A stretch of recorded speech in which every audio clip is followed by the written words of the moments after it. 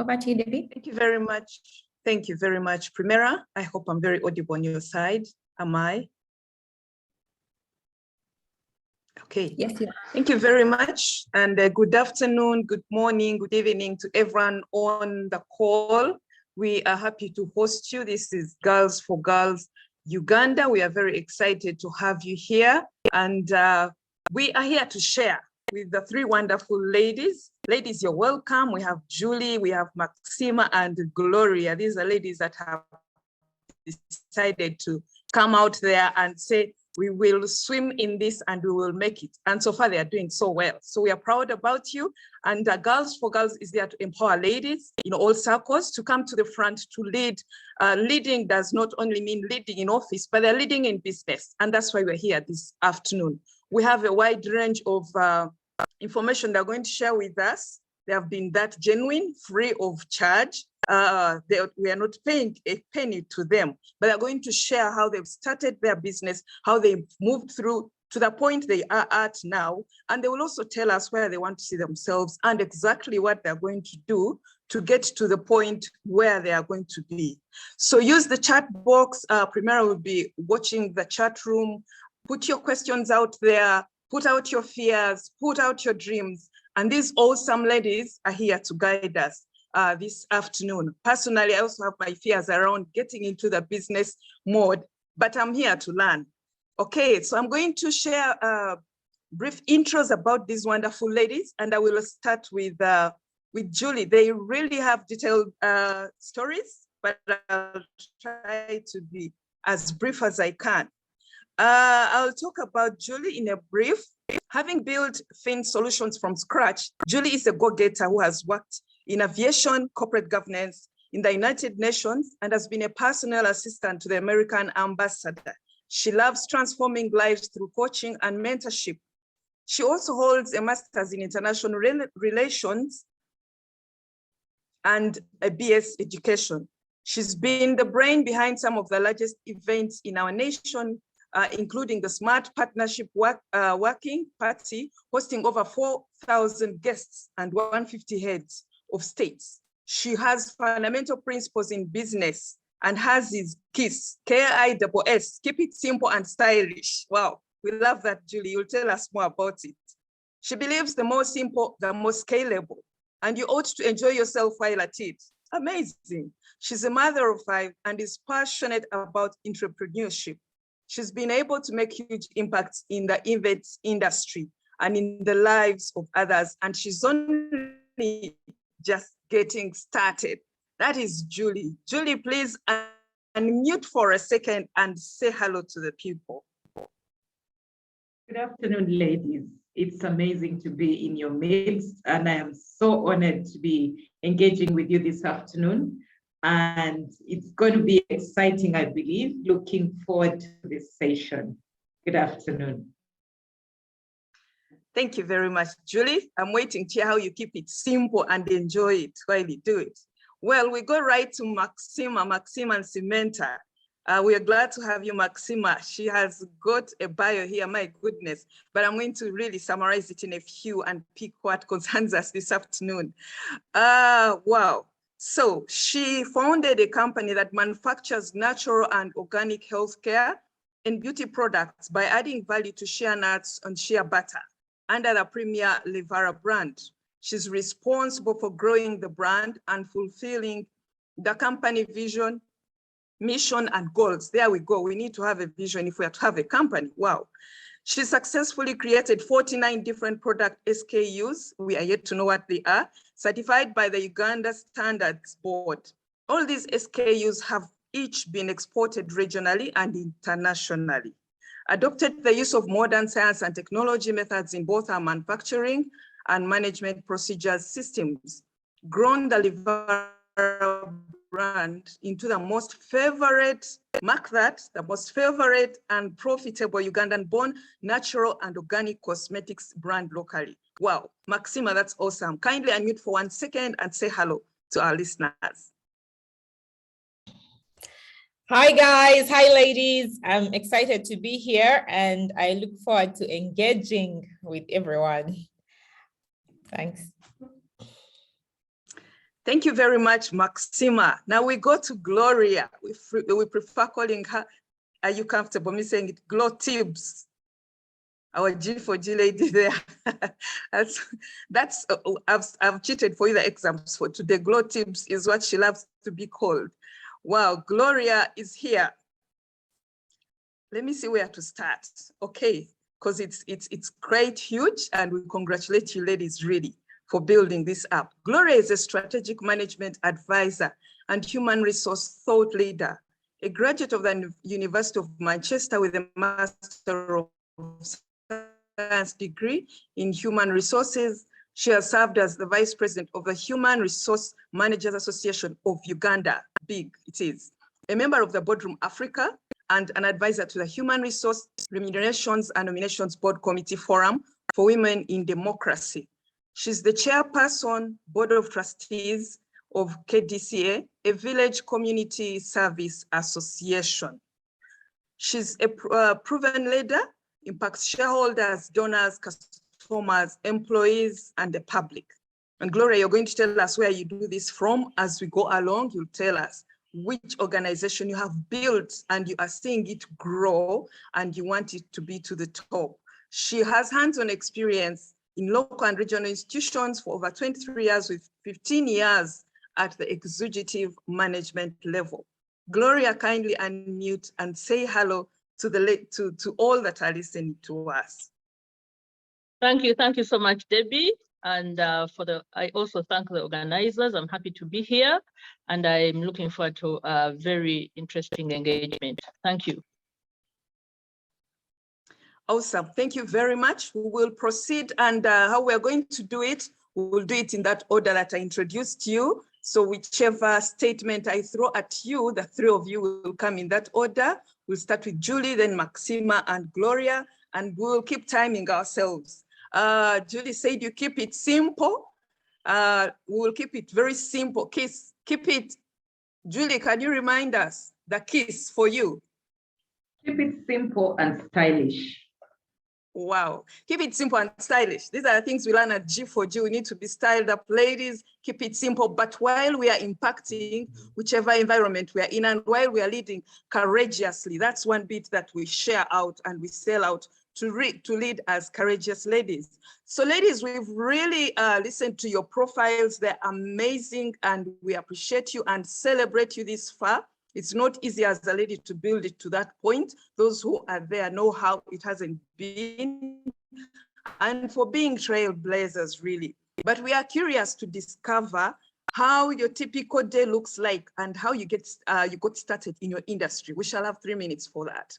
What is your typical day when you get up? Is it washing the face, or you want to tell us something else? And then really, how you got started in your industry. Julie, over to you. Thank you very much, Deborah. And my typical day is very interesting. Sometimes I wake up at 3 a.m. when I have prayers. Other times I wake up at 4. So really the secret of staying sane amid, I design my mornings to be in sync with natural rhythms. I work according to how I feel. That's how I enjoy what I do, instead of forcing myself to carry out a specific agenda each day. I find approach helps me to get a lot done in a short period of time. I'm a morning person.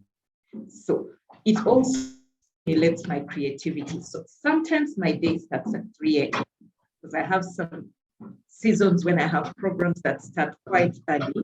Other days, but my typical day really is at 5. I wake up, write in my journal, read scripture. I post a devotional on my status every day. I set my intention for the day and then I meditate. My children, the elder two, are in college now. And from the very onset, I made sure that they were involved and they take on responsibility from a tender age. So they have been able to support each other. And I don't have a lot to do to basically hover over them in the morning. So my morning is my me time. At 7, I'll have a cup of tea. I love spiced tea, and I'll take probably a juice to start my day. I listen to radio. I like listening to news because that's where I'll catch up. Most times I'll listen to the local radio stations, and I love comedians of CBS. It helps me polish my Luganda. I'm not I'm Uganda by tribe, so I need to get by in the city. So I learn quite a lot from there. 9:30, I'll call my business partners and run through the schedule of the rest of the day. And I get started on the events. Usually my meetings will be set, unless predetermined, will be set from 10 o'clock onwards. I give about an hour to meetings, and then I can go back to the drawing board where I'll have to get all the goals as they're prioritized, implemented. I got started working in events through working in an events firm. That's where I was mentored by one of the greatest, I consider him the greatest events mind in the city, and that was Andrew Rugasira. So I learned a lot about events, VR promotions. Thereafter, in about 2004, I moved into Vantage Communication, and Andrew got me basically raw and saw potential in me and started pushing my creative abilities and both attributes. He got the best out of me. I worked there and I was able to achieve a couple of milestones. So after that, rejoining aviation helped me explore other opportunities. This is how Find Solutions was birthed in 2013. Thank you so much. Over to you, Deborah. Amazing, Julie. Amazing. I have really picked some stuff from you. Your morning is your me time. While here, I know some people struggle with the morning and the alarm rings 5 times and you keep switching it off. For Julie, it's a cup of tea and it's her me time. We all need to know that time. When are you at your best? I think if you're going to succeed, like she said, she starts her journey with the time that she's very comfortable with. Some of us are evening people, night people. Do not copy and paste. Just identify what works with you as our ladies speak through. I've also heard so well that you got a mentor to take you on this journey. Ladies, we need mentors. We all need a mentor. You all need a coach. You all need a counselor. There are many people we need. Let's keep noting this and see how it goes by the end of the day. Please don't copy and paste. Just look at your life and think through what will work for you on your journey. Let's go to Maxima. Tell us the same, in the same style. For you, what's your day like? I mean, and then how did you start on this? Maxima, please unmute. You seem to be muted. Sorry. That's okay. Okay, so my typical day evolves. As of 1 month ago, because I was sleeping with my kids, I would sleep by 9:30 p.m. and be up by 5 to pray and maybe do to pray, then read. I like reading a lot with my phone. So you'll find me in bed for lots of hours just reading, and sometimes I forget to sleep because I'm trying to go through an article. I need to have better manners. Anyway, then most times I work from home. I coordinate to businesses both here in Uganda and in the US, so that time spaces are very different.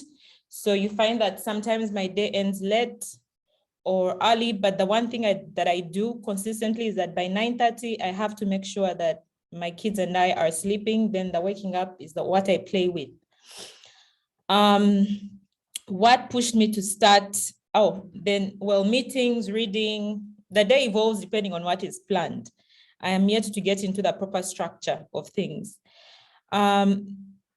I started Livara out of frustration because my business, actually entrepreneurship, I was working in Congo as a petroleum electrical engineer. Then I got to cut my hair because there were no proper services that were offering me as a Black person in Congo a service. Then when it was growing, I noticed that there were products for hair, yes, but then most of them were imported or they were pausing to have African raw materials, yet they were not made here in Uganda, in Africa. So for me, it was out of a frustration of being in a country that has 98% imported goods from France. There were no empowered Africans. I got pissed and decided to come back and start something whereby Africans were the ones manufacturing and producing very beautiful, internationally recognized products, high quality, offering services that are of a high quality with the sole aim of selling them in those particular nations, just to prove a point that we can also do it and do it exceptionally well, and you will buy our products as well. So for me, that's the goal of why we started Livara. Then with time, it has evolved.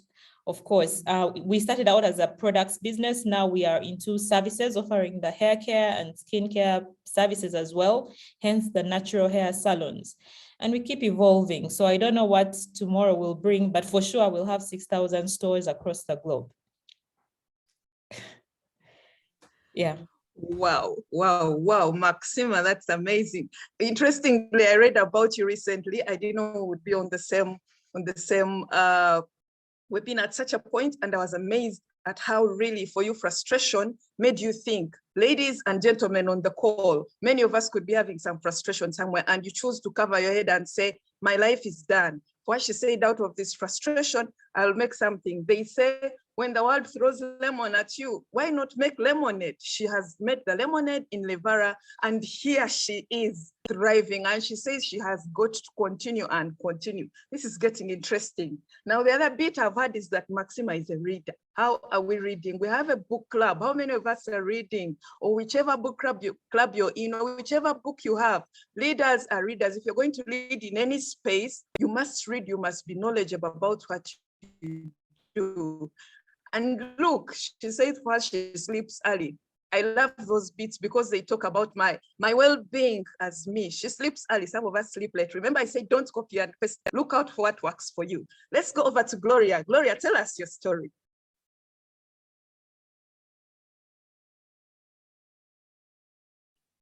Gloria, please unmute. Sorry about that.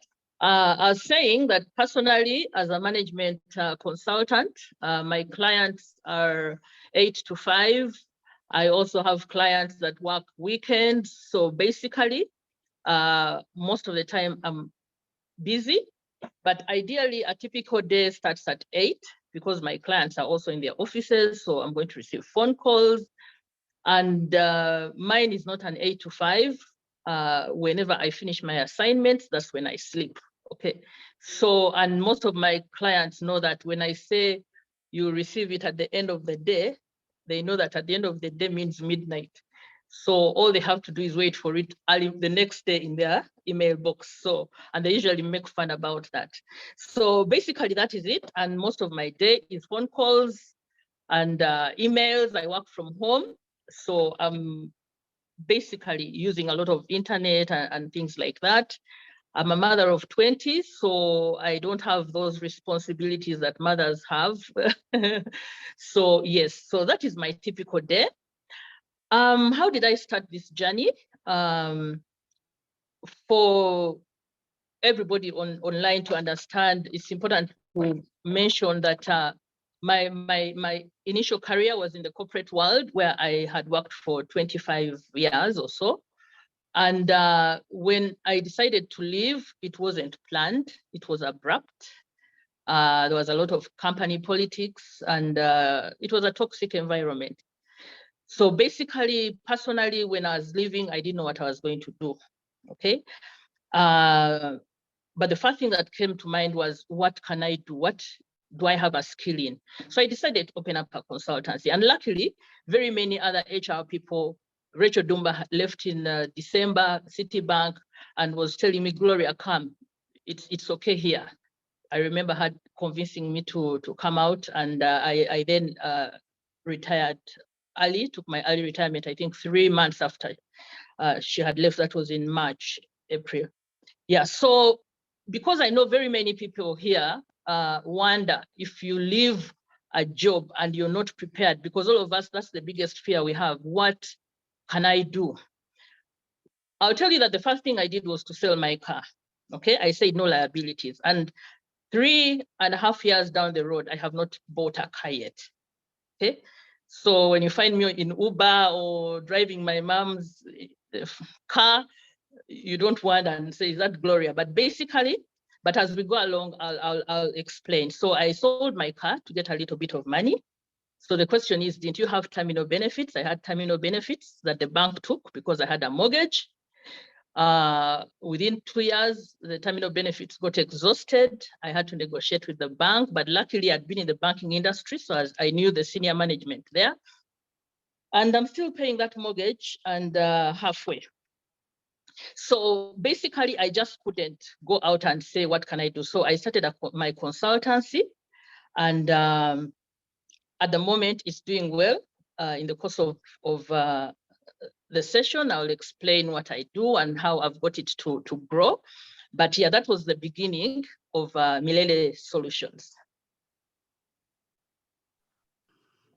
Amazing, Gloria. I didn't know that part of the story, and I'm happy to know it because most of us fear what's there. And from Gloria, I've had a very important aspect here. Know your customer. She knows her customers, and her customers now know her. They know what time they have to deal with her. She knows what their time is, and then she can meet their expectations. It's very important that as we go on this journey of entrepreneurship, we know who our customers are and what they're interested in and what makes sense for them. Gloria also talks about the virtual work that she does. The world has moved on. She's just digital. Her office is where she is. That's where she works from. She didn't pay office rent. You see, amazing. These are things we need to learn. Some people are still worried of how can I not move and go to office? How can I just work in my space? And Gloria will tell us more on how she's doing that. The other bit I've loved about Gloria is know when to leave and start. Know when to leave and start. She was at that point where some of us could be. Know when to leave and start what your call is, what your passion is. Do you know when to leave or do you know when to start?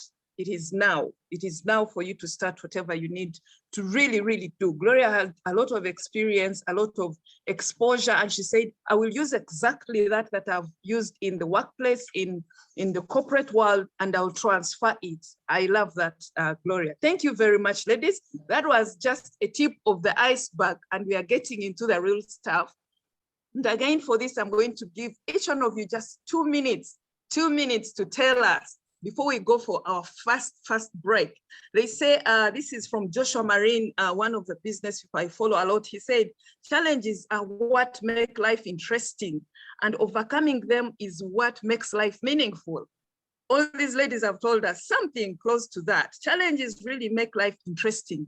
You're going to tell us a bit of the challenges that you have encountered and how you have navigated them. Definitely, we can't say it's all rosy. You are now up there. It's not all rosy. What are those challenges and how have they spoken to your life? How have you also navigated? Julie, again, we start with you. Thank you very much, Deborah. This is really amazing. In the business that I am doing, basically events, it's first of all very costly. You have to invest a lot in equipment, and a lot of it usually transitions with time.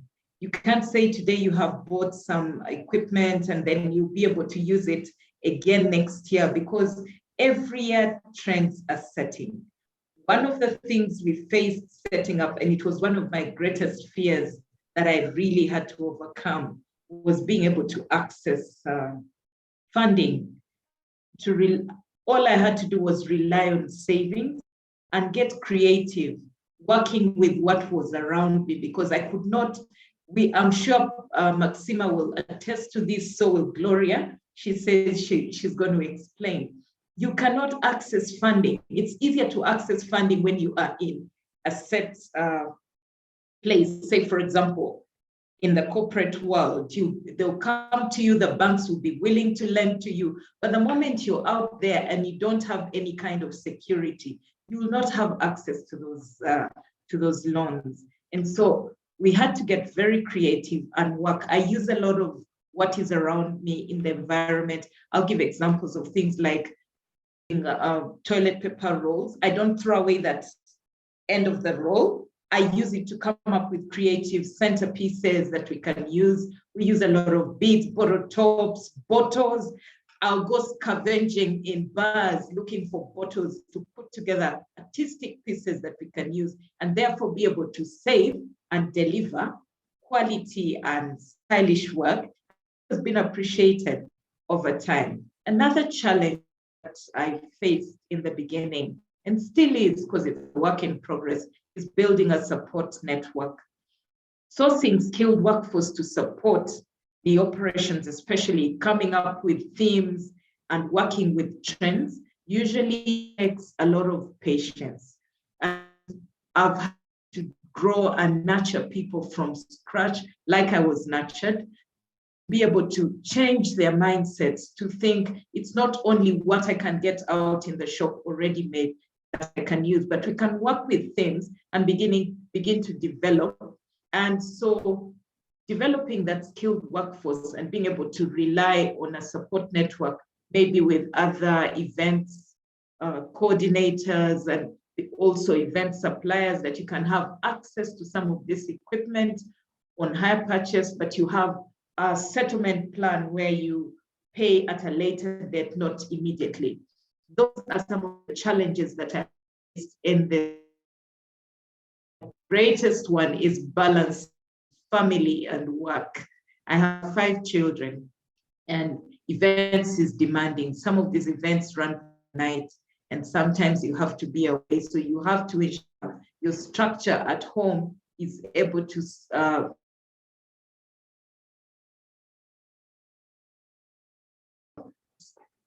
those are some of the challenges I can talk about.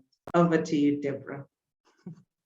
Thank you very much, Julie. I like the way you keep it that, KISS from you. We still want to hear about that at some point, but I love the way you keep it there. Amazing challenges and solutions. I love, you keep saying, be creative. And I think that's what beats us a lot. If sometimes I look at the WhatsApp chats going around, Ugandans are very creative. When you cough today, tomorrow they get something creative out of it. If we'd put all that knowledge into developing our own, our own money-making vents, I assume would be very rich. She keeps saying, be creative. I love the way you say you had a funding issue, but you looked around. She doesn't throw the toilet paper, that seed of the toilet paper. Whoever thought about that? This is amazing. Thank you for sharing that. Look around your environment. You've said you look for bottles everywhere. I have bottles, by the way. We could link up. I sell to you and I also make money starting today. Now, this is good, ladies. We need to look out for where we can also tap into these ladies. I love the way you talk about the support network. She intentionally moved to the support network and built. In Girls for Girls, we say your village. She built her village and she knows where her village is. She has upskilled her village. She has mentored them to know actually how to also be very creative. Do you have a village? People listening to us, do you have your village? What is your support network? You cannot do it alone. This is what I'm learning. Now, we have something in the HR space where we say work-life balance. That was in the 1920s. It is now work-life integration. We must integrate our life. Julie says there's a challenge of family and business and many things around us. Let's learn how to integrate our life. Maybe Primera, the next time we need someone to really take us through work-life integration so that we are not stressed at the end of the day. Thank you very much, Julie. And we shall go over to Maxima, who I know the ladies want what she is making so much. Over to you, Maxima. Thank you so much for this. So I'll start with where Julie stopped off. Meanwhile, one of the very first jobs I was looking to get contracts was with the Uganda Airlines, was it at that time? And Julie was one of the point people. So it's interesting to meet. It was actually Air Uganda, I remember. Air Uganda, yes. Yeah. Thank you. So it's interesting we're meeting again. So anyway, I'll start with where you stopped off, the family thing. So I don't like my schedule being disturbed. I run my home like a business. So that my children's nannies are very well trained. One is actually getting a diploma, and I intend for her to continue teaching my child at home also, or to improve her lifestyle, whichever way she chooses it. But I will support her after her job here is done. I've had my nannies for the longest time. My son is 3.5 years. My daughter is turning 3, so the other one is about 2.5 years. So they've been with us for the longest time, and I ensure that they're empowered. My children have schedules. We have menus for meals, and the schedules are kept to the dot. So I don't like my schedule being disturbed, because my schedule is many times not straight. So I make sure that that one part I can control. So yeah, but that is OCD, forgive me. Then the challenges that I faced. So one of the challenges I faced was getting a team, especially a corporate team. We are one filled with people that are better than me at a place where I feel I am lacking. But then also them having the vision that I would like to uphold for my business. It's been quite tough. Many people feel, that the training, the experience they have is good enough, but then they forget the little culture that is needed to, blend with the unprofessional but skilled labor force that actually works in the salons. So getting the right team has been a challenge for me, and one that I'm working with an HR firm to overcome. Then before, it was building systems. When I was starting the business, because I was, I started out literally by myself here in Uganda, and my sister was not around. So I was managing everything alone, like a one-man show. But when the business started growing bigger and I needed to systemize, I didn't really know where to go. I didn't have all the information that I needed, because it was either not available or people were always, guarded about what they do. So being in spaces where people were openly sharing about what they do helped me source out some of those areas that I was missing. And it's interesting that the people who are open about what they do were mainly Kenyans. So that's why I started learning about the different systems to implement in my business. But that kind of environment is changing here. Then, of course, financial capital to support my business dream. As an entrepreneur, I keep on having all sorts of weird ideas coming up every single day. And I have learned to budget, because if I don't budget, I will run my accounts dry. So having a team, a good close support system that blocks me from when I feel that I need to go and, splurge out there is very imperative, has been very good for me. Now, understanding that I need to empower them to actually make such decisions on my behalf has also been a little challenge that I'm learning to slowly overcome. Then mentors, getting mentors, especially mentors that have gone before me in a space that I really want to, join, in a space I want to join, has been another thing. Most times the mentors that I had were either my mom, my grandmother, who unfortunately right now is not very well. So getting other people who are not online and characters that I always look at on the internet has been a bit tough, and also accessing them, especially. So that part is where I'm now learning to make that dance. Funny enough, when you knock on doors, people open their doors because they somehow heard about you. I didn't know that. I thought you had to line up, call someone. But when you take, when you become a go-getter and go and knock at someone's door and say, hey, I need some help. This is what I'm struggling with. This is where I feel you can help me. Is it possible for you to mentor me in that area? But having a specific ask, that is something that has been challenging for me, but I'm trying to overcome at the moment. Yeah. Amazing. Thank you very much, Maxima. When I read about your story, I was like, wow, she was in Congo and thought about a solution.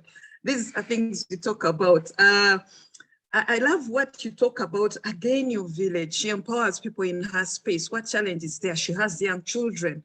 That is kind of you that you're even supporting your nanny to do a diploma. Ladies, here we come. When you have the best support system, you're not even worried what are your children learning from this person. And this is a challenge that most of us women get. We get challenges with our children learning the wrong thing, then we are busy here. You also don't want to leave your children behind. You don't want to leave your family behind. And for me, that's what I get, that you're trying to empower a person who looks after your people so that you don't leave them behind. Let's not leave anyone behind, ladies and gentlemen on the call. Then she talks about having the right team, and she has gone ahead to professionalize it. Who would think that if I'm to come up with a salon, I really need to be professional? You'd think it's just go wash your hair and move. No, we have moved from that step, and a real entrepreneur would want to be professional, would want to have systems in place. Maxima, we hear that from you. This comes to us if you're in that space and you want to do any business. Do not take it light. You need to professionalize. People need to know you for that. We shall get to that point of branding ourselves. And then again, she goes out.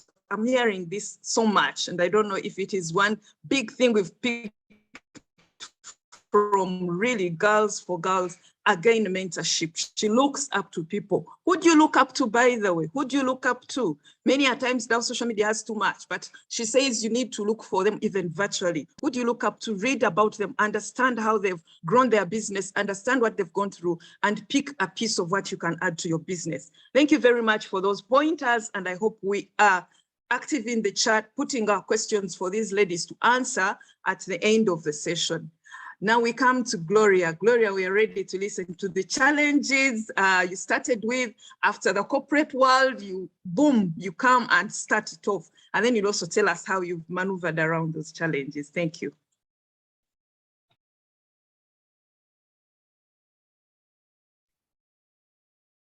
Gloria, you're muted, sorry. Sorry, I'll start with the working from home. And of course, as an HR practitioner, I was already knowledgeable about working from home and how to work from home. So the first challenge I got was clients not understanding what work from home is. Okay, so I did lose some work at that point in time, but well, COVID came with its advantages. Once COVID came, I think COVID came in a year after I had been had started my business, and now people definitely know what it is. I remember within a few months of starting my business, Japheth of Village Innovation invited me to attend an a URA meeting because he has a lot of software engineers. These are professionals who work online, you know, and he wanted the URA to understand the nature of work. So he told me, why don't you also come? So while we were there, they were saying when you register, you have to give an office address. We have to come and see the office address. So I remember I had a very heated argument with them in that meeting. Luckily, the commissioners who were there, I knew them. And at some point they said, okay, Gloria, put your home address, let's move on, you know. But those are the challenges that I got at the beginning. And I think it's going to take us time also to get very many other government officials to understand that people can work from home. So there are some challenges around working from home. The other challenge is competition. For some reason and Debbie, you're in HR, so you know, for some reason about 8 of us decided to go into consultancy at one time, you know, and most of these people are really powerful HR people, the one from Talo, from Omeme, from Citibank. So basically, there's a bit of competition. We all know the same people, okay? We're all targeting the same CEOs, the same HR persons. So the way luckily we've been able to sort of collaborate as consultants because we are aware of this. So what happens is we collaborate on certain jobs. And then if you know someone is very strong in a particular area, you pass on that assignment to them. So there's a lot of sharing of assignments. And the other thing is, as we go on, we are now choosing our niche, okay? So while Gloria wants to go into SMEs, someone is focusing on international HR, another person is focusing on leadership, another one is focusing on manpower planning. So I think if we do that, we will be able to overcome the challenge, but for sure, we are all more or less competing for the same jobs. But again, what you need to do is up your networking within the HR fraternity and within the CEOs to be able to, and keep being relevant so that they remember that, oh, Gloria is there, yeah. So that is the other challenge I think we have. And then for me, the biggest challenge is cash management, okay? Especially if you start a business and it is one of your sole income generating, because I earn income from it. So being disciplined and making sure that I don't use most of the money for my own personal gains, because I really want the organization to grow. If you're not leaving enough money for the organization, then it won't grow. So that is one of my biggest challenges, but I guess hopefully I keep prolonging the timing, but I think I really need to get now an accountant, maybe that's personal, that will discipline me and say, no, you're only going to get what is due to you at the end of the month or whatever it is, because I'm working, I also work. So those are the challenges that I'm facing at the moment. Interesting, Gloria. That's an interesting story. You've talked those, you've mentioned those that I know are really happening. That's interesting to hear. Remote working. However, Gloria used COVID as an opportunity. I don't know how many of us picked an opportunity out of COVID while the rest of the world was crying. I am sure each one of us can mention what they did, but she used the challenge as an opportunity. Look at your challenge and see what solution can come out. This is what these ladies keep telling us, and they have mentioned it. Gloria was invited somewhere. Who do you know that can invite you? Who do you know that knows someone who knows you? That is the other bit. What is your network? Your network is your net worth. This is what she has closed off with. Who do you know, who is in your circles that can start inviting you, connecting you, and then you get to a space where again, you'll get actually customers for your business. She had the courage to even engage at a certain level. We need to be courageous even as we move into these spaces. She knows there's competition, but I love the way you've said you decided to collaborate. You are supporting each other. You're holding each other's hand. And especially when it comes to women, we need to do that a lot, supporting each other, and we grow our networks so well. She has also talked about knowing your niche. What are you good at? Some of us want to jump at everything. I'm in the HR space and sometimes someone says, please get me a job. And you say, what job? And they say anything. Now, for me, anything is nothing. If you don't know your niche, all these ladies have stuck to their niche, then you are doing nothing. We need to zero down to what we do best, to what your passion is, to what you're very strong at. If they walk you out of bed, what is that you're very strong at, that you'll quickly speak into and work on, and life moves and you create a bulb moment? That is awesome. The three ladies have all talked about cash management, funding. This is one that they have in common, and it speaks to many of us. How can we handle this? How can we overcome this? They've given us solutions. Gloria is actually thinking of getting that accountant, a professional, and again, who is going to help her. Julie said she thinks outside the box. She becomes very, very creative. And Maxima says she reads about those that have been there. Look at how they have managed their cash. It's a challenge, big challenge as you're growing your business. If you don't invest, you're not going to harvest. Let's remember that. I'm going to hand over to Primera for just 5 minutes or less. Take us through what's in the chat box and tell us your feel as the ladies take a glass of water for our next set of engagement. Over to you, Primera. Thank you so much. Thank you so much, Deborah, for taking us through that section. I have the first was a remark for Gloria. So when she said that she has worked for 25 years, someone said, wow, you look really young. How do you do it, Gloria? Gloria, how do you do it? You look too young to have worked for 25 years before you say, I am leaving work. I know, Primera, I get that problem. Maybe peace of mind. I think it's peace of mind, really. And there are a few other things I'll talk about maybe later that really it's the way you handle people, the principles you choose in your life, the way you want to behave. If you decide I'm going to be humble and you put humility ahead of you, the stress will be limited, so you'll be able to meet people that ideally others think you should not be meeting. So basically, I think it's the lifestyle that I have decided to live that is really maybe making me look young. Thank you. I personally agree with it. If you have, but I turned 50. I turned 50 in February this year. wow, that's amazing. I personally agree because I have had to interact with you a lot, and you are the calmest person. It doesn't matter what we're talking about.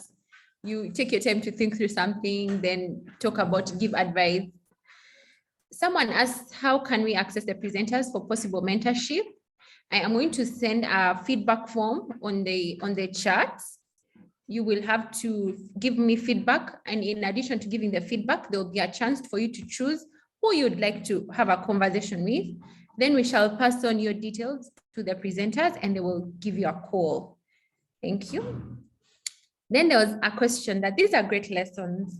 I have so many business ideas, including events, health, wellness, besides being a doctor. How do you know what to do and when? Over to you, Maxima. How do you know when to do what and when? I think the person asking is a doctor. So she has so many other business ideas.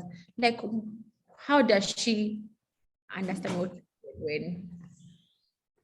So I take the opportunity from the market. I let the market speak to me. For example, while I was at the university, I remember I worked from my first year to my last year before I quit. We were developing software and developing cars and all sorts of other things. Now, when we were earning 2 million shillings per month, you know, government money, it was so sweet at campus.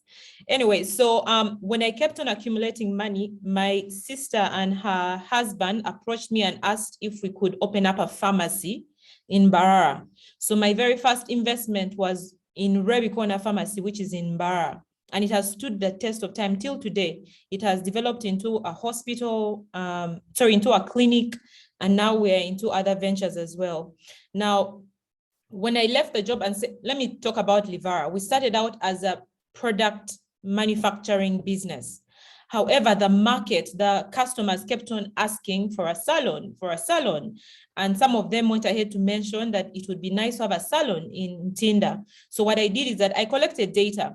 How many people were asking, how many had been effective, demand customers, how many are repeat customers, things like that. So when my numbers reached a certain threshold, my threshold is 50, meanwhile, it's very low.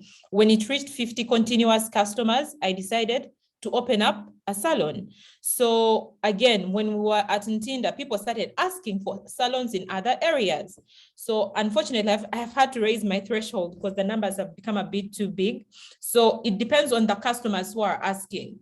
When they ask, you supply. Also, I observe at the salon, which products are we using the most? How many of those are not being made by us? Use data, calculate. If I were to make this product, how much would it cost me? How much profit would I make? If the numbers make sense, I will go ahead and manufacture a product like that. So I react more to data and data that I have analyzed over a period of time instead of just going haphazardly, because I've done that before and it didn't turn out very well.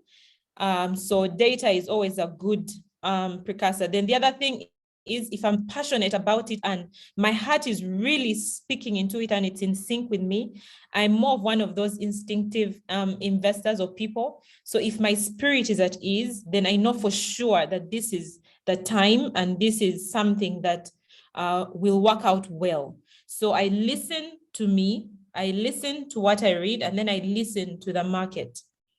But when the opportunity comes, I grab it. I don't let it go. Thank you so much. Over to Julie. I have a question for you. The question is, how do you know it's time to leave your current job? How can one access funding when the job they have currently does not pay so well? Kindly repeat. I missed a bit of that first question. How do you know it's time to leave your job? And how can you access funding while you're still on your job? Like when you're still working, what are some of the ways, especially if it doesn't pay well? What are the tricks? Okay. Yeah. That's a good one because it's practical in my sense. How do you know when it's time to leave your job, when you're not enjoying it? When getting up to go to work is a pain, and you are at the end of the day, when you chart your progress, you have not done anything.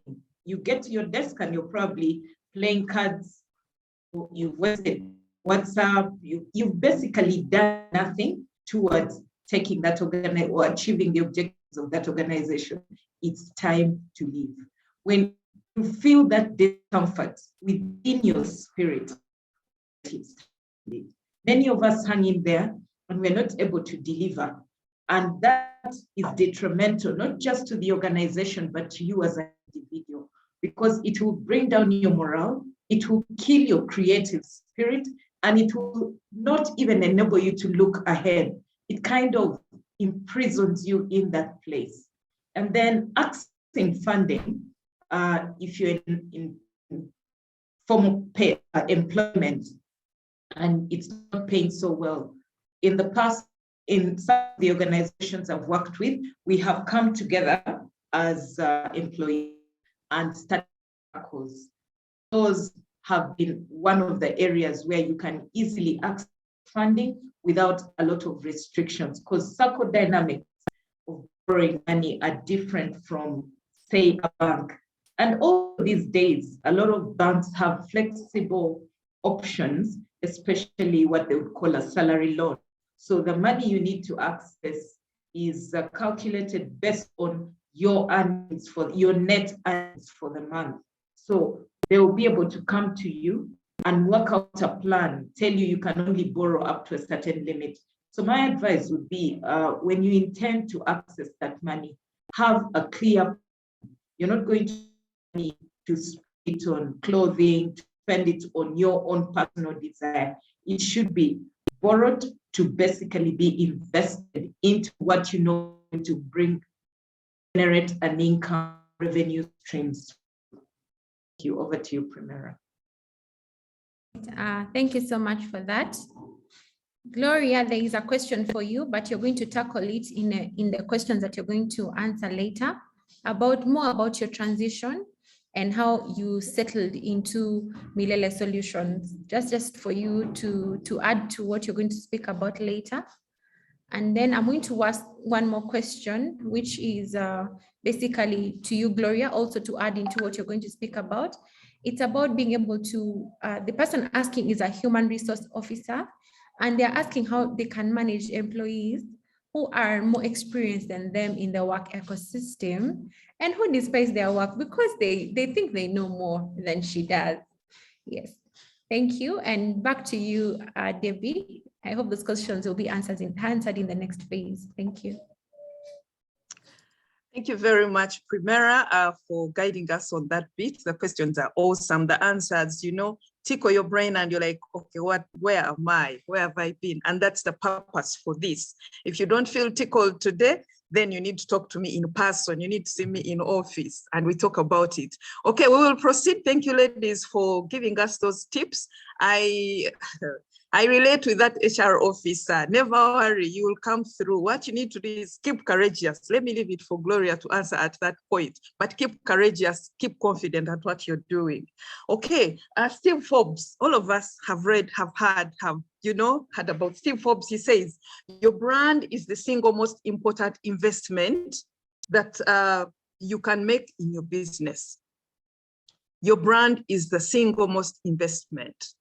Branding, we're all talking about, you all have names for your business. Let's see how you have branded them. And this is, we'll start with you, Julia, again. And we want you to tell us how you have managed to build a brand that is appealing enough to attract and sustain customers. Two things in here, building a brand to attract and sustain your customers. We'll do this, time is rushing, 2 minutes for each of us, and then we'll move on. Thank you. Thank you, Deborah. I mentioned earlier, keep it for Irish.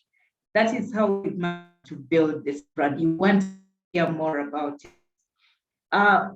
Keeping it simple and style our business, find solutions.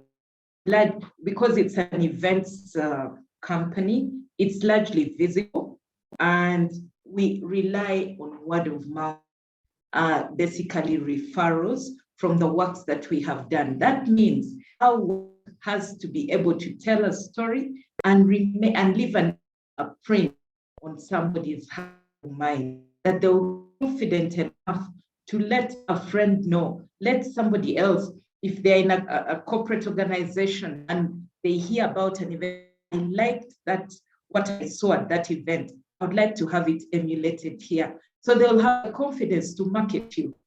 We keep it simple and stylish and elegant, where we work with a lot of, also like to use stuff in the environment, but we approve. For example, if we access some of the equipment, we've worked through suppliers where you strike a relationship with them and you're able to get, like I mentioned earlier, some of the equipment otherwise be expensive when you need it, but you're able to access it and able to utilize it, and a flexible way to settle, either monthly or after a week, and you're able to deliver quality and deliver style, conform to the trends, because that is what is now driving our industry at the moment. Networking with other people in the business. I like what the question that has been asked to Gloria. You can't know it all. Even with what we're doing, creating stuff, tend to speak, dictate on what needs to be done. So you have to constantly be willing to learn. We are not kept in a box that this is all I know. You have to be able to research and explore, even from business guru, or other business gurus in the industry, and investing in that research so that you can keep up with the trend and quickly through the industry upside. Like, we have to change the way we do it. And you can't do that if you're not research or networking at our level. Thank you so much, Deborah. Over to you. Thank you so much, Julie. Julie, I love what you start with. How has she maintained her brand? Building her brand. KISS is her, it's what I'm going with today. She keeps it simple and stylish.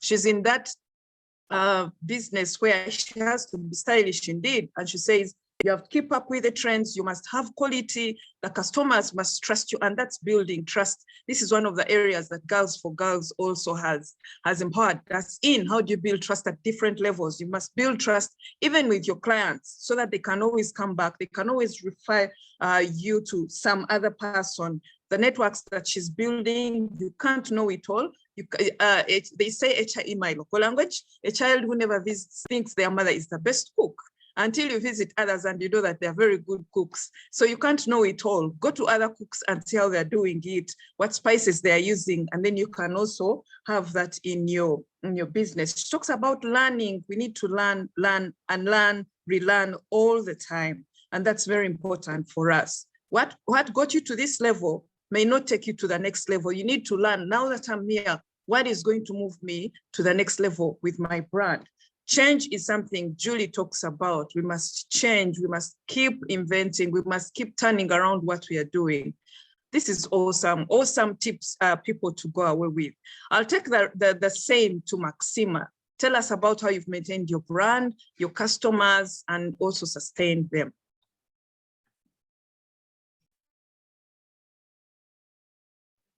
How my customers. Sometimes I feel that I disappoint my customers quite a lot with many changes that I'm trying to impose on the business and implement.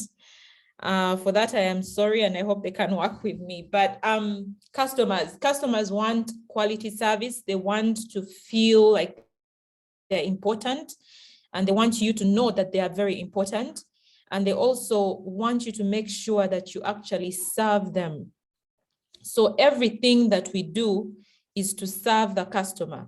And this is a culture that I am doing my best to inculcate in each and every one, that works with me, every member of the team, because we find that there are some people who have not really studied. They've come, yes, they know how to braid hair, but they don't have that aspect of customer care. For them, they've come to do their job. So continually teaching our team that when we do our best and when we feel exceptional, us as individuals, then we shall be able to give an exceptional service to the customers. But then also reminding the team that it's the customer that makes us like literally live and remain alive. So when we treat them well, they will come back. And then also being open-minded. Different customers have different needs. There's some that are really kind and good. There's some that don't really know even what they want. So talking to them to understand what exactly it is that they want. Then there are those that are just really hard and tough. It's like they've come to just shut you down. So also knowing how to work with those and being calm at all times. There's some who will come abuse you, condescendingly talk to you, but you have to remember they're the ones giving you the money to remain in service. So continually being open-minded and willing and ready to serve, no matter what, is what kind of helps me work my way around the customers. And then also what you promise should be what you give. So the one thing that has kept us in business are the products. The quality doesn't change, and the people will come back even if they don't like the salon experience or they say that it's too expensive. They will buy the products and use them at home and continue to tell you that products are good. So deliver whatever it is that you are promising. That will always keep someone coming back. And then lastly, the world is in a phase of revolution and evolution. We are always changing. So not being rigid. If, say, before we had shops and we're not delivering and the world requires for you to deliver, deliver. If, say, we have customers that prefer to have, their services done in their homes, maybe because they are pregnant or they're sick or they have too many kids, then create a service that deals with such people. Because if there's one, then there'll be many like her. So evolve with the times, listen to people and respond to them. You'll be surprised that just going to unbraid someone's hair from home because she wants it unbraided, she'll bring you 10 other customers that very week, simply because you went and unbraided her hair in her house and you left. So evolving with the customers and being ready to support and serve them would be something that has helped me. Then the other thing also, another thing is wanting more. So I look up to brands like the Cafe Javas and other brands abroad, like the this coffee brand. There's Zara, the clothes brand, and then there's the coffee Starbucks, right? So looking up to them and always stalking them online. What are they doing differently? What are they doing that's new? How can I also do it in my business? Wanting more. I'm so hungry to be better that I'm always stalking the better people so that I can be like them. So wanting such good things for your business, so that your customers also feel, kanokapia, this is nice. Today they're telling me I'm exceptional. They'll come back. So I hope I've answered that well.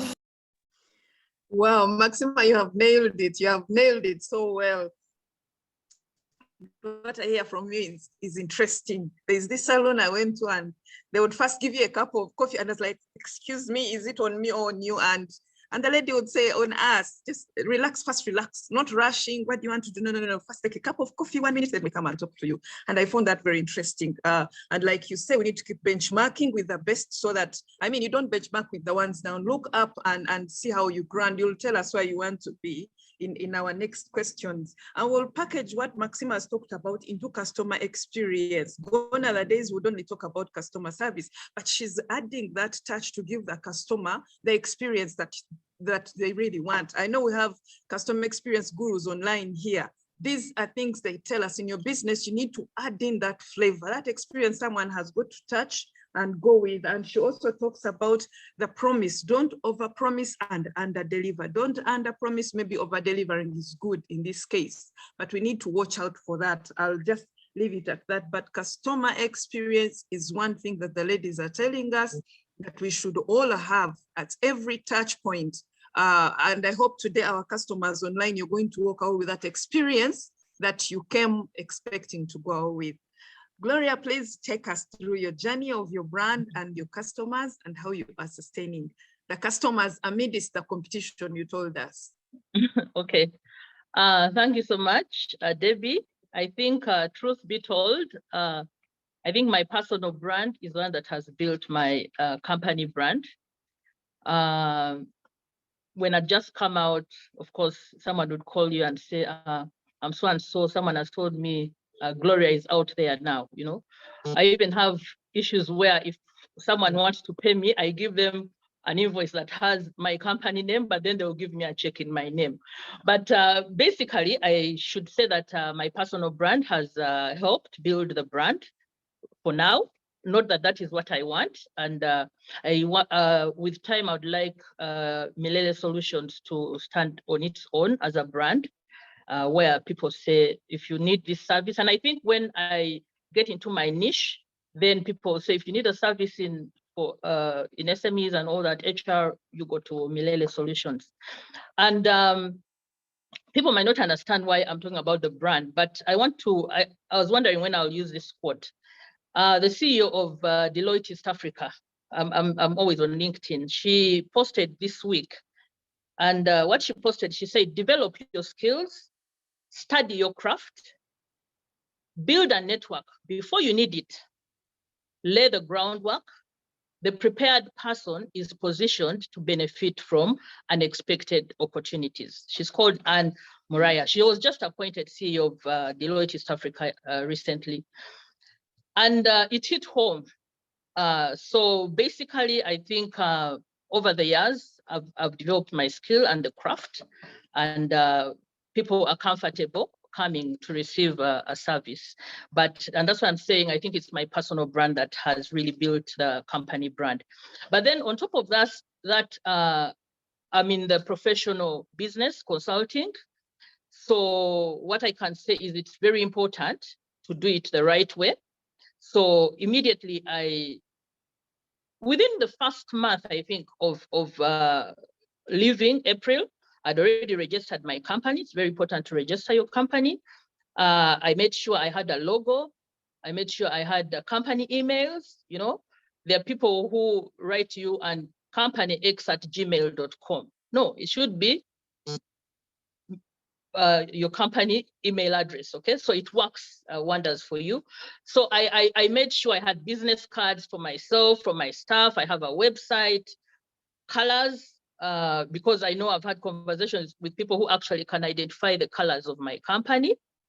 So whenever I'm putting out my flyers, I'm doing my presentation slides, the letterhead, you have to make sure there's some consistency. So I think that has also helped put the brand out there. Yes.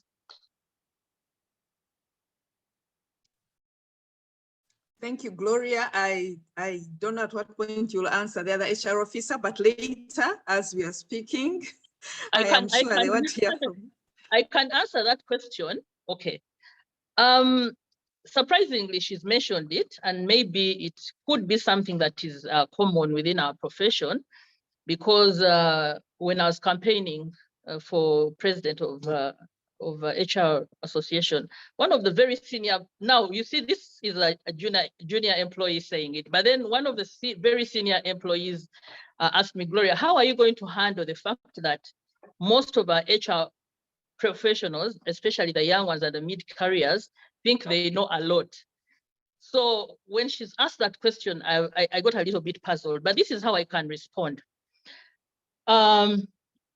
With HR, there's a lot of generalism. You know, generally, what we call the generalist, you're doing everything, you know, everything across the employee life cycle.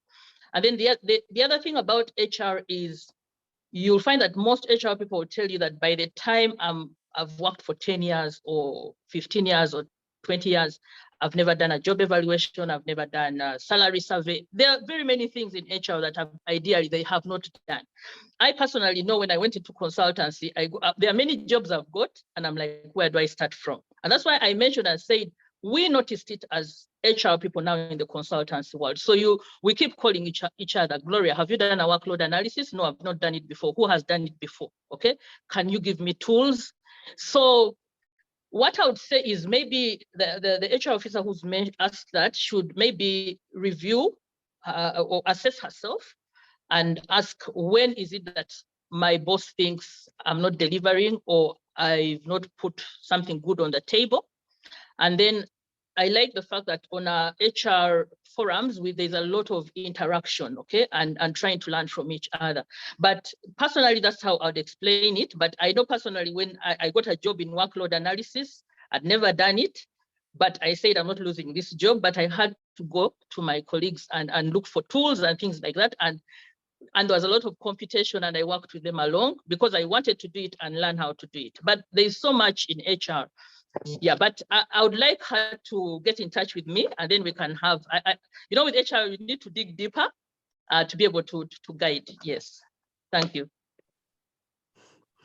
Thank you, Gloria, for free consultancy this afternoon, but that's helping.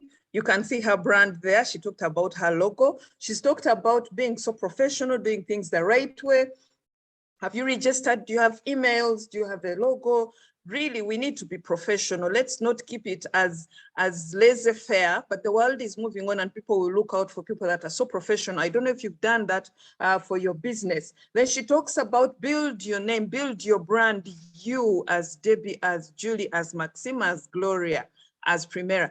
Build your name first. If some of us are planning to get into business, first prepare the ground. She talks about preparing. Prepare the ground, have those skills that you need. Before you plant, you must prepare so that you will harvest big.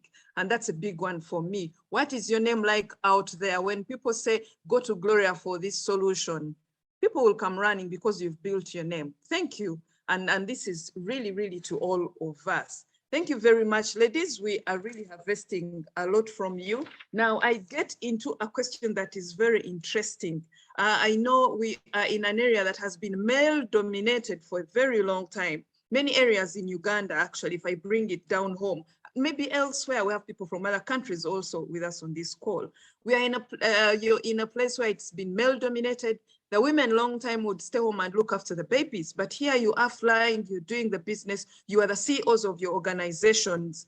What are those challenges that you have faced as a woman when you front and come and they say, where is the CEO of Livara? And they see a lady come through. What are those challenges that you get? And also, I want you to give us a value you've added as a lady to your business. So make it simple again and stylish, as we are saying, the challenges you're facing in a male-dominated environment, and what value are you adding as a woman? This is Girls for Girls, where we empower the ladies to lead, where we empower ladies to come to the front.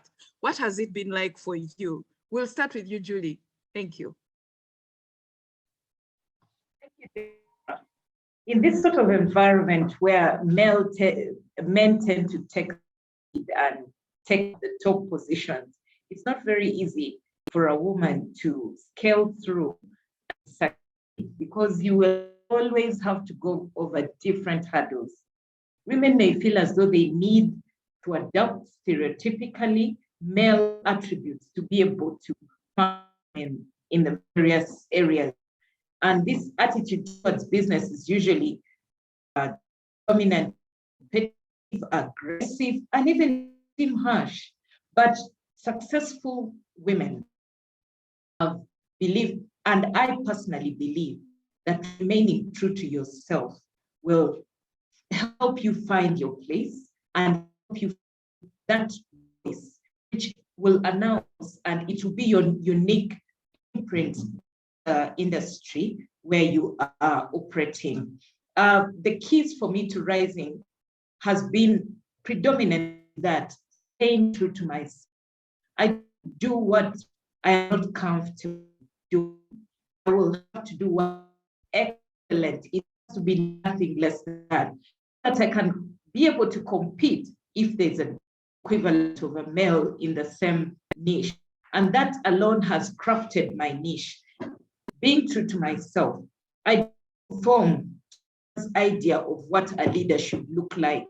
I have determined what a leader should look like. And this has come from my own personal values of being a mother and also being exposed to working with different leaders in different spheres. I was mentored and coached male, and I followed closely, and I was able to learn and walk in footsteps and deliver much better, I can say. Today, I'm his protege that he's proud of sharing, and many referrals I get come from his networks as well. So he's confident enough to give me his networks to benefit from, because he knows the quality that I can deliver. The value for me that I've brought to the business as the art of finesse. We are gifted as women to fine-tune things, and we work a lot with our hands. And it's good to discover what it is that you can do with your hands. Commitment and patience are very key in this industry. And we should not at getting into a business and reach overnight. You have to work at it. So patience and work enable you to scale higher. Thanks, Deborah. Awesome, Julie. That's interesting. I love the way you even started it off that you were mentored by a male, but you followed closely, and now he's one of your biggest fans. That is awesome. You didn't get afraid to say, a man can take me on, but after that, I will need to swim. And that's what you are doing. Remaining true to yourself is a deep, deep one. But first question, do we even know ourselves? That's a big question also. I need to remain true to myself, but do I know myself? Or I want to do things the way Julie is doing them. So that's big one for us to first of all understand who we are, understand our values. She's talked about her value system. It is very strong. Understand your mission, understand your purpose and your passion. And for me, the big one is, as a lady, what has she brought on table? Knowing that we are gifted. That one, no, we can't doubt. We are gifted, but are we using our gifts well? That's a question for you and I. Are we exploring our gifts? Are we really hitting the maximum, the full potential of our gifts? Let's think through that during this course. We come to you, Maxima. Tell us about your experience. Are we hitting the maximum? You know, my name is plural of maximum. Too many maximums. No, I'm kidding. Of course. So as a lady, for me, I'm all pro ladies. Right now, my mentors are men, mainly because I've reached a level where I have to elevate and be like them, because they're the ones at the helm of our business, of our industry, and generally the business environment. But I am motivated more by women with authentic stories. And then I am all about employing more women. I mean, out of the 71 staff we now have, 77 staff we now have, 80% are women intentionally, right? So when I'm recruiting, my first preference is a woman, because I believe empower a woman, empower a nation. And I strongly also believe that we women are the ones who will bring about the change that is needed.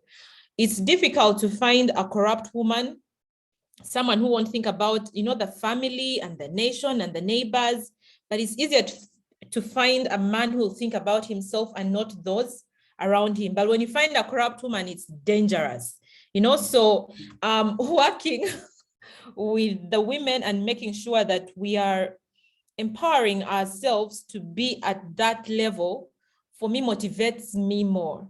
What have I done to ensure that, you know, to add value in this whole industry as a woman? For me, it's employment. When I'm looking at sourcing shea butter from the 2,000 farmer network that we have, again, 80% has to be women. I have to make sure that my money is going into a woman's pocket, because it's them that will also influence my business moving forward. Then my business serves women more. I believe when a woman looks good, feels good about themselves, then they will raise a better human being, you know, later on. So pardon me on that one, but I choose to be led by the women and be like some of the women in that I really want to be like. Then if there's a man out there, then I will work hard to be more like them. But the influence I get is from the women. So I differ a bit on that. Amazing. And it's always good to differ. Like we said, you need to know who you are. And that's an amazing one. Hold a lady's hand. And that's what G4G is here for. Those who don't know, Girls for Girls. We're here to hold another woman's hand and not to leave anyone behind. And the women are turning tables. That one I can assure you. Employment is big. This is big. Giving back to the woman. And for me here, this is great. You're already mentoring women listening in, and let's challenge ourselves to hold more women outside this space. Thank you very much for that. Gloria, we know, Maxima, there is something you didn't tell us. You've already told us you're in a male-dominated environment. What is one big challenge you have had to deal with an environment where it's really male-dominated? Just one. Oh, because I'm a woman, they think I can't do it. They think I'm playing games, and they think I will soon leave because there's a man who will come and marry me and shut me down. I have been told that many times. Meanwhile, like in my face, many times. So I simply say, watch me. I will come for your place. Whoa, yeah. Watch me. Watch me. Wow, I love that. I love the response. And I think actions there speak louder than words. Let's keep going. Gone are the days when women would say, I cannot continue because I'm a woman. No, we are now up for the game. No matter what, let's keep going and let them watch the space indeed. Thank you. Gloria, over to you. You already told us the competition. So let's hear, because I know there are many men that came to the front in consultancy, but here you are. Okay, thank you so much. As Maxima was talking, I was like, yes. And because I was wondering how to bring it, because I share the same sentiments. Basically, the company is mine and I can do what I want with it, you know? So I too have embraced the fact that my two permanent employees are women, and it is very intentional. And because I want them around, mentor them, grow them, and I know they are online at the moment.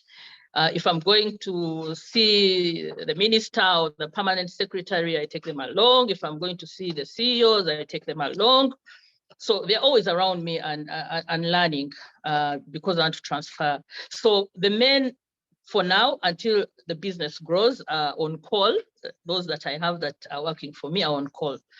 Yeah, so basically that is it. Now, in terms of a male-dominated environment, of course, in consultancy, like I mentioned earlier, we mainly go to CEOs to get work, okay? And we all know that most of the CEOs really, or people who are holding positions of influence, or even if it's private businesses that I also support, you know, it's mainly men. So of course, especially in the corporate world, their preference would be, and we've seen it with, like I told you, they prefer the men. Some of them prefer to work with the men, because sometimes I'm like, but I know this guy, why didn't he give me the job? He gave it to so and so, you know?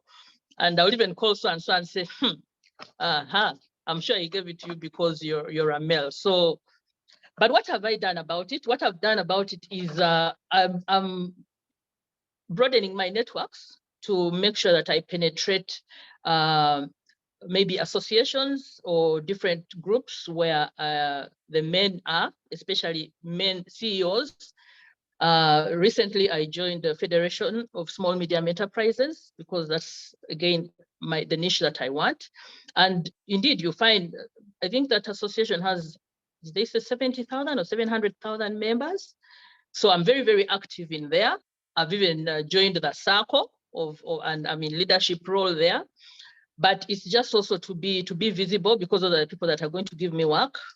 I'm also planning to join the Federation of Women, no, not Federation of Women, but the Women Association, Business Women Association. So, but specifically for men, it's important to go where they are. I was invited by Corporate Governance Institute to go and see if I can become a trainer there. And for corporate governance, of course, they are training CEOs. So you just have to put yourself in their face, and then they observe you, see how you work. And I think that will up the game in terms of getting work. Thank you. Amazing, amazing. There's one unique one that Gloria has brought to the table, creating visibility. And that's what she's doing. She's in the corporate space where you have to be out there and they look at you and talk to you and shake your hands. Then they know, yes, there's a woman in this space. I can get your feel, Gloria, that a job is given someone because they are male. And we are going to turn this around. And when we get more women at the front, when we get more women into leadership, at every point that we are doing, I'm sure we're going to penetrate the space. Men on the call, don't feel offended, but we are here to partner with you and we work together so that we all come into that space. Thank you very much. I am going to hand over to Primera. Before we get into our last bit of this afternoon, Primera, we are going to give you again 5 minutes and you take us through what's happening in the chat. What are the people talking about as the ladies also prepare for the last bit and the most hot bit as we close off this fireside chat. Over to you, Prim. Thank you so much, Debbie, for that part. Thank you so much. I have a comment. I won't even say her name, but she says, Gloria, thank you so much for landing me a juicy job. Forever grateful for making it happen. I can't thank you enough. That is what happens when you work with an amazing lady like her to be able to get you a job in her company, Millennium Solutions. The other one is, it was a question basically for the hair, natural hair. So the lady was asking that for her, she doesn't have natural hair. And she was asking how she could start her daughter on having natural hair. What would you say to her?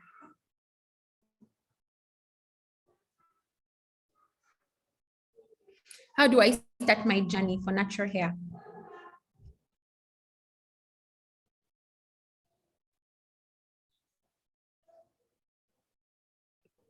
Is that for me to answer?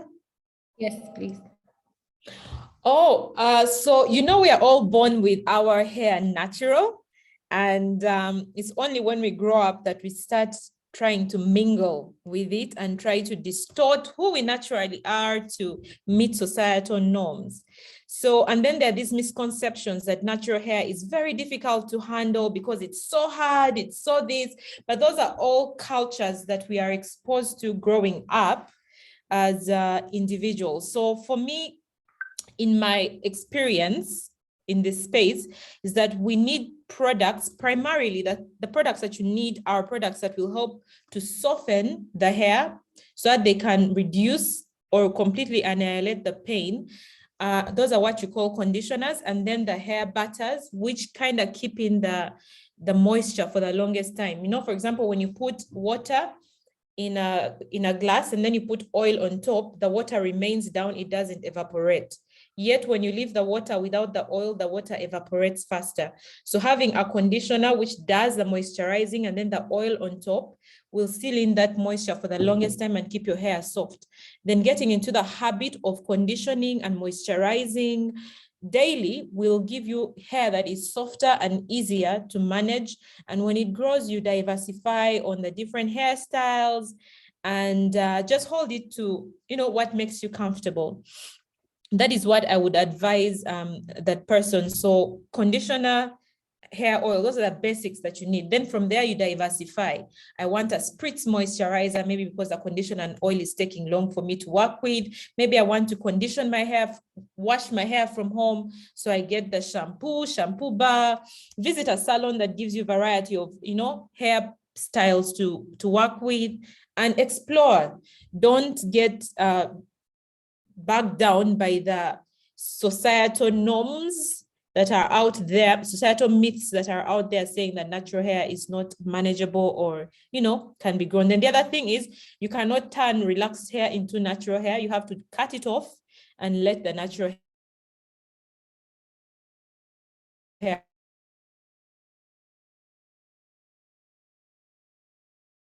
Thank you so much. Thank you so much for that explanation.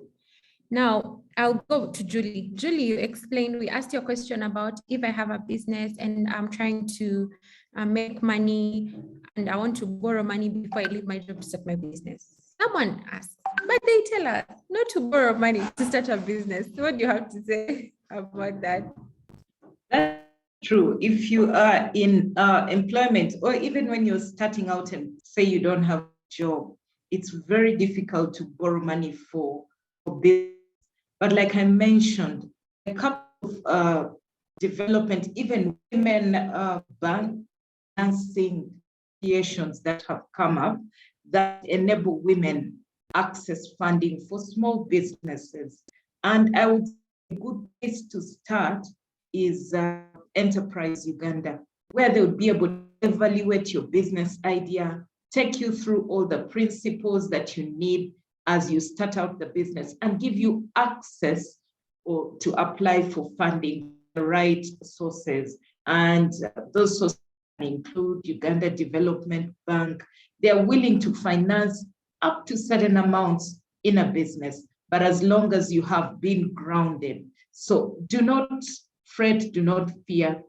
Just look out and be able to reach out and ask for help. There are a couple of associations right now that provide funding for small businesses, and many of them have been embodied in circles, and you are able to access this funding.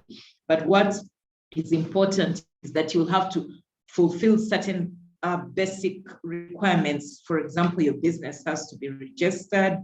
You have to have an address where they can trace and find you, because nobody's going to give you money and you're operating out of nowhere. That is one thing. Many of us are probably not registered. It's very difficult as you're starting out access funding without a proper registration. Thank you, Primera. I hope I've answered that. Yes, you have. I have one more question that I want to hand over back to Debbie, but I would like all of you to answer as you answer the other questions. Someone wants to know how you all began. Did you just start from your own money and started providing your services, or did you have help from friends? Thank you.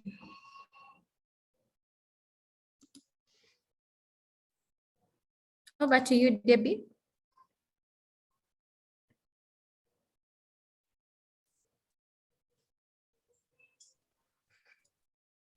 Okay, thank you very much, Primera. I thought you wanted the ladies to answer that bit on money.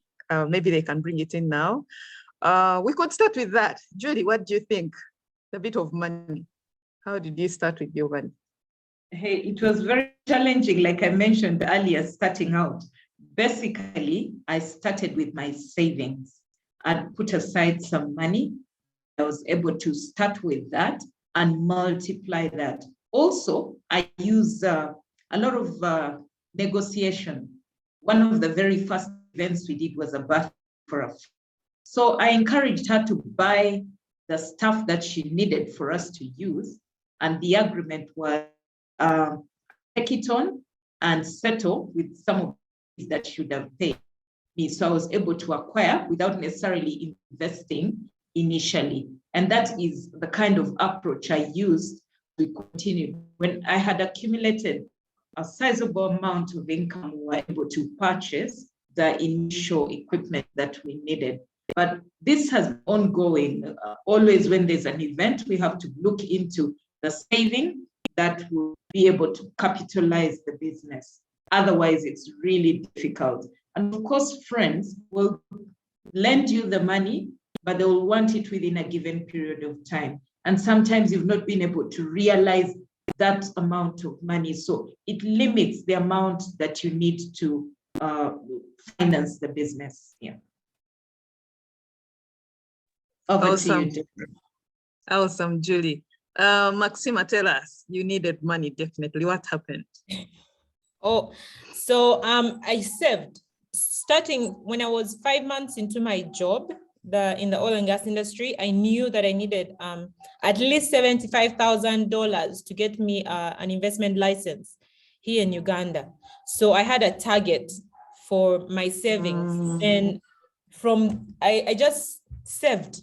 I kept on saving and making sure that I travel the world to see how other people do their stuff. Then I used that the money that I saved to start. So I had also had a business plan, which would last me for 4 years. If things failed within 4 years, then I would look for a job.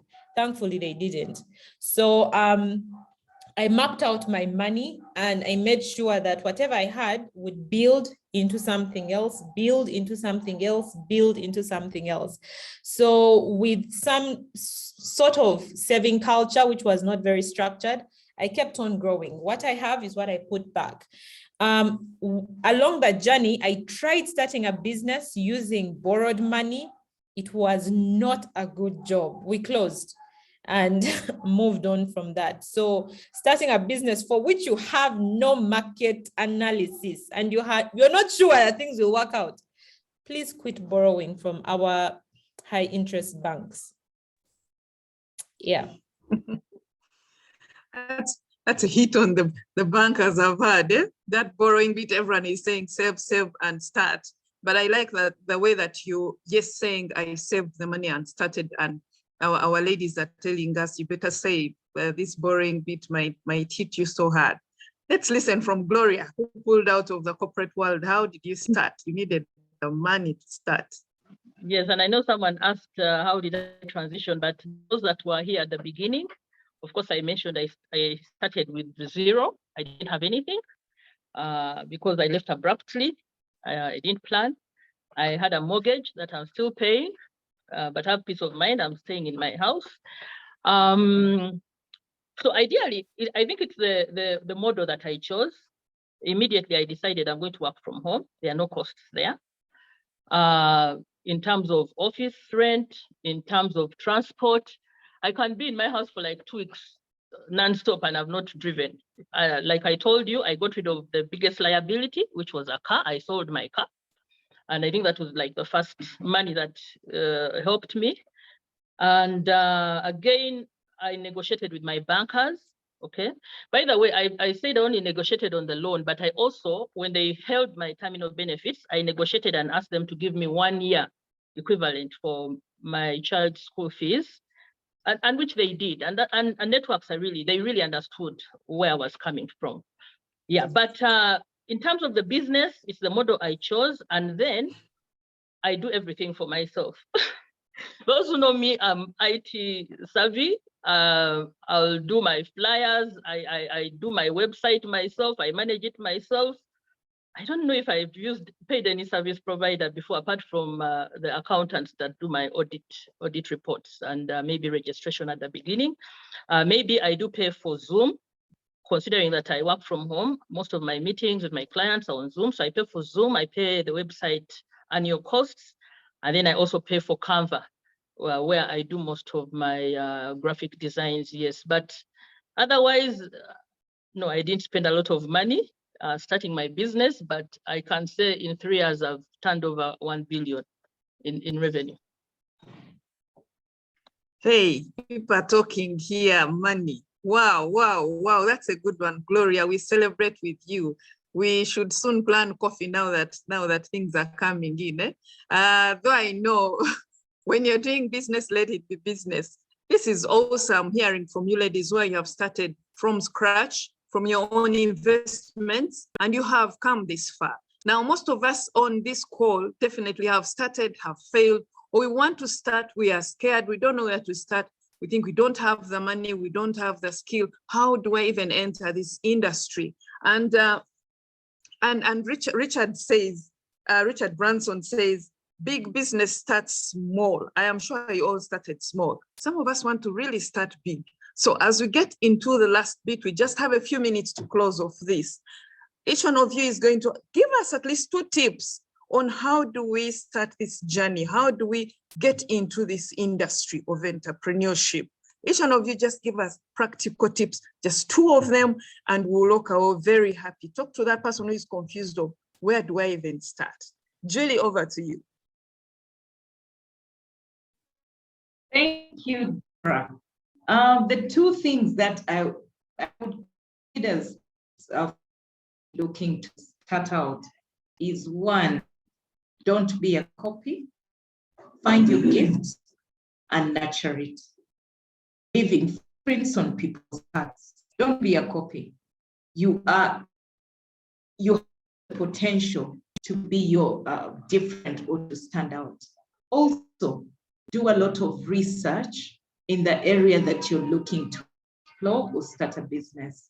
Never start something out without learning the trends, learning what it entails. Don't do it because you're doing setting yourself up to fail. So do a lot of research and copy.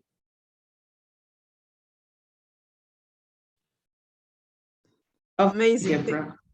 Thank you very much, Julie. Thank you very much. Keeping it simple again, nurture your gift. Don't copy that one. I also said, don't copy and paste. You might paste the wrong copy. So don't copy, nurture your gift. Each one of us in this room has a different gift, definitely. You get amazed at how people think about businesses and they start, then research, read a lot about what you're doing. Don't do it because today they've told us natural hair is on knob and we all get into that. No, let's research and understand what it is. Thank you very much, Julie. We appreciate you and celebrate you and wish you the best on your journey. Maxima, what do you think? What should we do? Passion. Do something you're passionate about, because when all fails, you only have the passion to take you forward. I have experienced that. I've had tough moments, and had I not been passionate about what I wanted to achieve, I could have easily fallen out. So do what you're really passionate about, because you will bank on that passion at some point. Want better for yourself. This is my second. Want better for yourself. Don't be comfortable with the norm, because you are created to be a creator. So this means read widely, be willing and ready to learn, and then implement what you have read and learned. You can only improve when you're better. And also your only milestone. You compete against yourself, so you can only be better than what you were before. Yeah, those are my 2 nuggets. Wow. I'll start with what you've closed with. I like it so much. You can only be better than the person you're seeing in the mirror. Just go in the mirror after this session and look at it and see that person. That's the person you need to compete with and be better than that person. And Maxima keeps talking about better, wish better for yourself. I think this is where there's self-love also. Love yourself so much that you wish yourself the best and do what you love. This is a summary of what she's talked about. Thank you very much, Maxima. And Gloria, over to you. Thank you. For me, really, it's about sharpening the saw. That's the 7th habit of highly successful people, especially in our profession. Unlearn, relearn, upskill yourself. And of course, when we talk about sharpening the saw as G4G, it's similar to what we call your gathering years are very important to you, So I think that is what is very, very important. And lastly, because I'm a person who is big on behavior, sometimes when you get into business, you end up choosing certain behaviors that you're not comfortable with, that are challenging. But those are the behaviors that are really going to help you go through business. Personally, humility works for me. Patience, I've been patient. However much people say, no, now Gloria, go get an office in a glass house.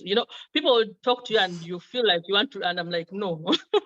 Yeah, so patience and then transparency is also very, very important. Especially, it has really worked for me in terms of, especially for consultants, in terms of getting work. I make sure my taxes are paid. I make sure I have my certificate from PPDA. I have my certificate from NSSF, and I'm contributing for my staff. I'm paying pay as you earn. I think it's very important to be also compliant. Be transparent, do the right thing, and honestly, when you go bidding, do your audit, have your audited accounts available. Because sometimes you get work and you fail to get work because you have not been compliant, especially the big jobs. Thank you. Wow. Gloria keeps us in line. You must keep professional, be compliant. Don't go around business. The things that people say are not for Ugandans, done by Ugandans. Let's be professional and really make a difference. A big one there, sharpen the saw. sharpen your skills. And they say, as iron sharpens iron, so does man sharpen iron. That's why we are in this room. We are sharpening each other. Keep getting to forums like this where you can get more knowledge and sharpen yourself. It is very, very important. I am going to use only 3 minutes, Primera. I'm giving each lady 1 minute to tell us 3 years from now, just 3 years from now in 1 minute, and then I'll be able to hand over to you, Prim. Julie, again, we start with you. 3 years from now. 3 years from now, it's not a long time from now. And I envision, since the world has gone digital, I envision and see fine solutions, having a product packages, for example, listed on Amazon, and also expanding the network into the region, East Africa and beyond. This, I believe, I'll achieve through optimization of the business fraternity, the corporate networks and social networks that I've been able to encompass, and of which I am a member right now. So I would encourage everyone here to enlist or membership in some of these fraternities that will enable us or enable you grow and become better in business. Thank you. Thank you, Julie. 3 years from now, Maxima. Wow, a Livara salon in 4 countries in Africa. We will go beyond just being on Amazon.com and Walmart.com, but be in at least 450 Walmart stores. And African products reigning on the world scene, and Livara at the helm of that. Wow, you ladies, I'm like Atepano and I've given you the jobs. Let me listen to Gloria. 3 years from now, Gloria. Okay, 3 years from now, I think Milele Solutions will be a household name, supporting small, medium enterprises, manage people better. That is bringing the human back in human resource management. Amazing. You ladies have been awesome. It's been a big moment to learn, a big moment to sharpen our skills. Girls for Girls is here to support the women to come to the front, and this is one of the platforms. We always have this fireplace. It is really fire. You listen to the people speaking and you're like, wow. So to the listeners, for this particular team of Julie, Maxima, and Gloria, we shall be back 3 years from now to tell you that indeed our dreams have been realized. Primera, over to you. Thank you very much. It's been awesome. We wish you everybody the best and wish everyone success in the entrepreneurial journey. Over to you, Primera.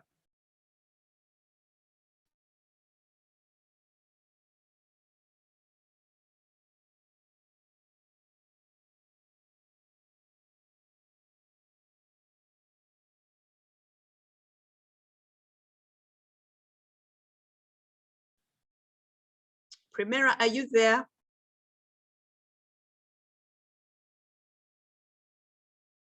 Thank you. I'm here. Thank you so much.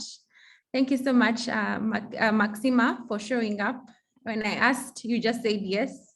Thank you, Gloria, for accepting to be part of the session. You just said yes. There was no second guessing, which was amazing. Thank you so much, Julie, for sharing your expertise and saying, I want to be part of the team that is going to add more knowledge to these ladies this month. This end of month, on 30th, we're going to have a mentors session. If you are in the chat today, you're on the call today, and you'd like to become a G4G mentor, you have a chance. We do this every last Saturday of the month, and you are welcome to just being part of it. After you finish the mentorship session, we are going to give you a group of mentors, another group of mentors who are well seasoned to work with you in the mentorship journey. You're not going to walk it alone. You're going to have cohorts to be able to lead. And in that leading, you're not going to be alone again. You're going to be with other mentors. You're going to be cohort leaders. You're going to be coaches that are going to help you nurture that part of you and become a mentor. Then the other thing that we're going to have in the beginning of August is we're going to have G4G book club. Now, our G4G book club for August is very, very unique. We are reading the book, The Power of Moments by Dan and Chip Heath. Dan will be on the call that day. He is the one leading the review himself. So if you haven't taken the book to read, please take the book and read the book. I will send emailers, you'll find on the LinkedIn channel, you'll find the link to the Zoom link for that day. Our session that day will be at 7 p.m. because of the time zone difference with Dan, but he's going to be on the call and lead it. Unfortunately, we shall not be able to record that session. So it's either you're part of it or you miss it completely. So if you can get the book, it's available at a restock and other bookstores in the country. Please get the book and let us read it together. If you are a mentor already, you can ask for the link to the book club where they meet on Telegram. The group has over 500 people from like 15 countries, so it's very interesting. And we look forward to having an awesome session. We are going to have another Womenpreneur session. We're going to have other sessions within the months of July and August, and all of them will be communicated either on LinkedIn or via email. So we are going to send something to you on email. Thank you so much. Thank you for being part of this session. We are so excited to have you guys, and come through and get engaged and be part of the session. Thank you, Alain, who is the country lead Africa lead for G4G. Thank you for being on the call and making time. Diana Nsimenta, country lead for Uganda. Thank you for making time and being on the call. I know you're very busy, but you made time. We are grateful that you are able to come through. Diana also put something on the chat about a TED Talk. Please get the link before you leave, and we are going to be able to and enjoy it. Now, if you are a mentor and you're on the call and you're not part of the Telegram group, just go to the WhatsApp group you belong to. Go to the detail up there, the description, the link is there. That's where you'll find it. If you don't find it, you can be able to send me an email or WhatsApp me. I'm going to give that detail to you right now. I'm going to give you that detail right now on the chat to be able to reach me on WhatsApp, and then I'll be able to give you the link. Otherwise, thank you very much. Thank you. Thank you. Thank you all. Have a good evening.